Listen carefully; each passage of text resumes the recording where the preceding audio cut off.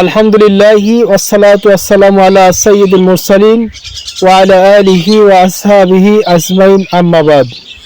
আউযু বিল্লাহি মিনাশ শাইতানির রাজিম। বিসমিল্লাহির রাহমানির রহিম। ইন্নাস সালাতা তানহা আনিল ফাহশাই ওয়াল মুনকার। আস-সালাতুল মিরাজুল মুমিনিন। আস-সালাতুল মিফতাহুল জান্নাহ। আলহামদুলিল্লাহ। প্রিয় দেশবাসী এবং প্রবাসী ভাই বোন, সবার প্রতি রইল আমার অন্তরস্থল থেকে আন্তরিক শুভেচ্ছা এবং অভিনন্দন। আশা করি আপনারা সবাই ভালো আছেন। আপনাদের জন্য আমি আমার অন্তর থেকে শুভকামনা করছি। আপনারা আজকে আমার এই ভিডিওটি মনোযোগ সহকারে শুনলে অবশ্যই আপনাদের কিছু না কিছু উপকার হতে পারে। তবে কাউকে আমি জোর দাবি দিয়ে বলছি না যে আমার এই ভিডিওটা আপনাকে শুনতেই হবে।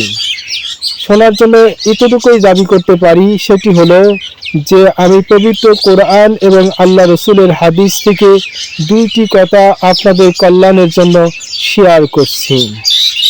কথা দুটি হলো, আল্লাহ তাআলা পবিত্র কোরআনুল কারিমে বলেছেন, নিঃসন্দেহে নামাজ যাবতীয় অশ্লীল বেহায়া কাজ এবং কর্ম থেকে বিরত রাখে। আরেকটি হলো, নামাজ মেরাজ স্বরূপ, অর্থাৎ আল্লাহর সাথে সাক্ষাৎ করার শামিল।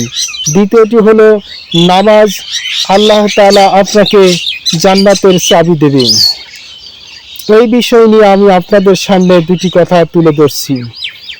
আমরা এই পৃথিবীতে আগমন করেছি, আজ আসি কালই নেই, বা এখন আসি কিছুক্ষণ পরেই মসজিদের মাইকে এলান হবে যে অমুক মারা গিয়েছে, তার জানাজা সময় এবং টাইম বলে দেওয়া হবে। এইটুকু সময় আমরা এই দুনিয়াতে এসেছি, এর চেয়ে আর কিছুই নয়। কিন্তু এই দুনিয়া থেকে আমাদেরকে যখন অন্য দুনিয়ায় ফিরে যেতে হবে, সেই দুনিয়ার শুরু আছে, শেষ নেই। সেই দুনিয়ার নামটা হলো আখিরাত এবং কিয়ামত ও বিচারের দিন, যেদিনে বিচার করে হয় কেউ জান্নাতে যাবে, না হয় কেউ জান্নাতে নয় জাহান্নামে যাবে। এই দুটি কাজই হবে বান্দার জন্য সেই সময়ের এক মহা পরীক্ষার সম্মুখীন এবং সময় উপস্থিত হওয়ার একটি পূর্ব শর্ত। এই সময়ের মধ্যে আমরা দুনিয়াতে যদি ভালো কিছু কর্ম করে যাই, তার মধ্যে সর্বপ্রথম কর্ম হলো সালাত আদায় করা। অর্থাৎ যার সালাত আছে তার ঈমান আছে, যার সালাত নাই তার ঈমান নাই।